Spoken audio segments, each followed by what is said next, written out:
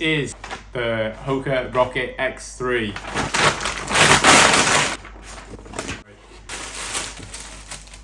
Yeah, looking good. I've seen people saying that this is an ugly launch colorway. I'm not messing. I like it. I think this looks good. Okay, it's not Evo SL, unbelievable, sleek, whatever, but you know, like, yeah, that's not... Let's get the other one out. Oh, they included AirPods. Aww. Okay, whoa. Second pair of AirPods. Thanks, Hoka. I think the first thing that's striking me is this top layer of foam here. That is, can you see that? That is soft. That is seriously soft. It's very squidgy and a completely different texture to the below portion. Yeah, definitely. Foam feels soft. Plate's there. Plate's got wings now, which is kind of cool. Low rubber, not a lot of cutouts on the bottom. I'd say it's fairly light. It's not the lightest shoe I've ever felt, but it's also a fairly chunky boy. Yeah, I think these look good. I'm ready to run in these. Let's do it. Let's do it right now. Oh wait, I've got to change. Okay. Let's get them on. I like in the laces as well. Anything that's not the Evo SL laces. Okay, so I'm kind of feeling like this is definitely a race day fit. I've got enough space in the toe box. It's slightly snug. The wider part of my foot feels pretty locked in there. But I do feel a little bit of like heel slippage when I'm stepping. So I think these might be a runner's knot in the future. That being said, I just want to run in them right now. So you can have a runner's knot next time in the full review, okay? So if you don't want it,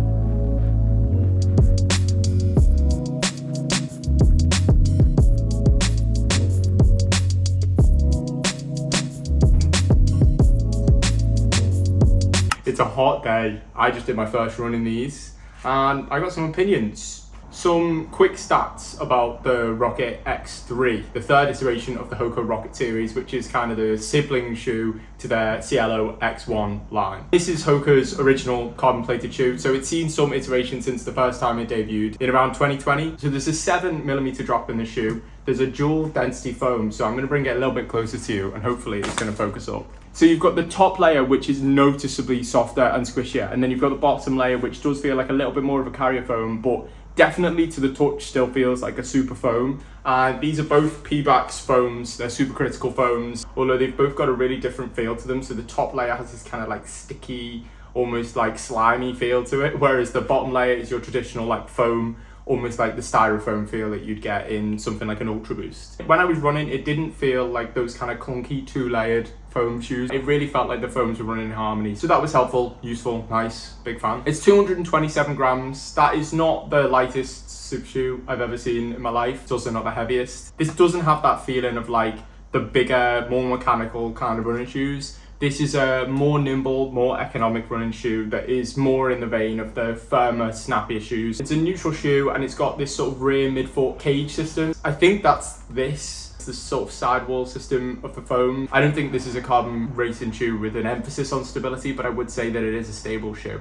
So the new additions to this shoe that weren't in the previous iterations are the dual density foam. It's got a new sticky rubber outsole, is what Hoka say. This was definitely some of the most sufficient grip that I've had on a super shoe in a fair while. Hoka say that the heel collar in this shoe is now simpler. The whole collar around the foot is now just a little bit less complicated. I think you can actually see that in images that this is just more of a traditional collar. It's very lightly padded. You can feel comfortable in it. I did feel a little bit of heel slip when I actually put the shoe on when I was walking around in it, but then as soon as I got running, I did feel locked in, and I think that would just be a case of doing the runner's knot, being my first run. I just really wanted to get out in these. The next new addition is that they're more breathable. So the upper, according to Hoka, has been made much more breathable. I didn't run in the Rocket X2. It almost has different layers of thinness across the upper, which I thought was nice and made the shoe feel structured. So around the back is a little bit more dense, obviously around the heel cut. But then as you transition through the body of the foot, the mesh is at its sort of lightest. And then around the toe, you've got a little bit more support.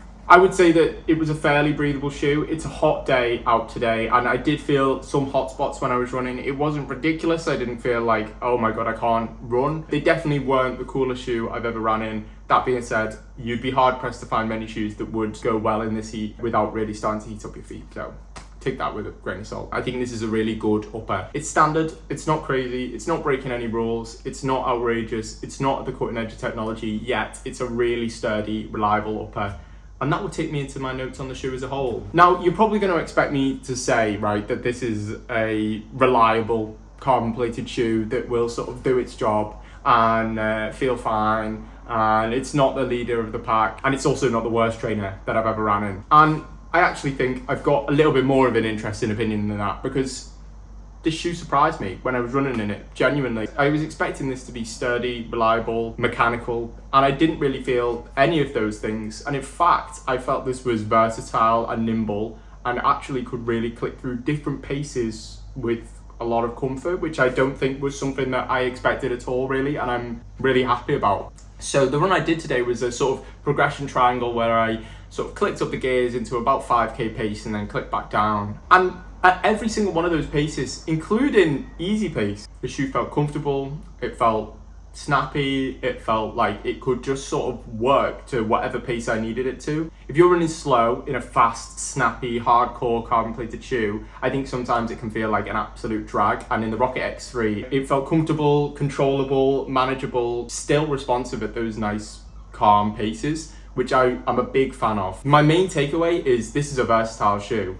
The reason that I kind of had the response I did is because as I clicked through the gears on this run and got faster and faster, I was sort of surprised each time as I kind of moved into that next pace range and pushed myself a little bit harder, and the shoe just came with me, and like, it was there. I needed to step it up, it was there. This shoe is just like, what do you want to do? Let's do it. And it can kind of cater to whatever you need. I'm a big fan of that. I've been thinking a lot recently about simplifying my running shoe rotation, and this shoe really makes me think about that. Straight away, this shoe makes me think that this could be my only carbon plated running shoe to do a massive gamut of runs. I could do long runs in this, absolutely, with varied paces. It's got the cushion around the heel, it's got the support, it's got the stack, it's got a good lacing system, it's got a nice upper. This is a long run's dream, but it's also a great shoe for speed work because the plate feels really close to the floor. I think it made the shoe feel like a little bit more of a natural toe off. So as I was running at that really fast pace, it's not that like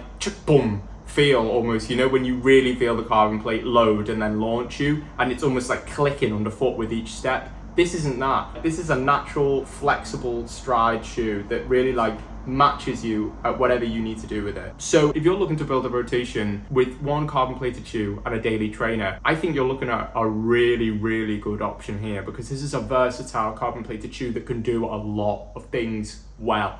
This is a sleeper hit, I think. This is a nice one. This is a good one. The shoe is priced at £220. I think that is the price of a carbon plated running shoe now. I think this shoe is cheaper than the Vaporfly and infinitely better than the Vaporfly 4. I think this is a good shoe that I think runners might really start to like. I think this foam in the forefoot gives forefoot strikers a nice complement to the way they run, and I think that heel cage system that they talk about in the rear of the foot gives the stability, meaning that if you do land in the middle of the foot, thanks to no medial or lateral cutouts, there is the support there for those midfoot strikers. So heel, mid, forefoot, you hit the ground how you want. I think the shoe is going to do what you ask it to. Ask it to do any pace, I think it's going to come with you. And if you want a shoe that feels more flexible, more versatile, and a little bit more friendly, then this is the one, because it can do a lot. First ever Hoka shoe. Yeah, okay. Hello? Okay, that's first impression. Cheers, thank you so much. Bye, bye, bye.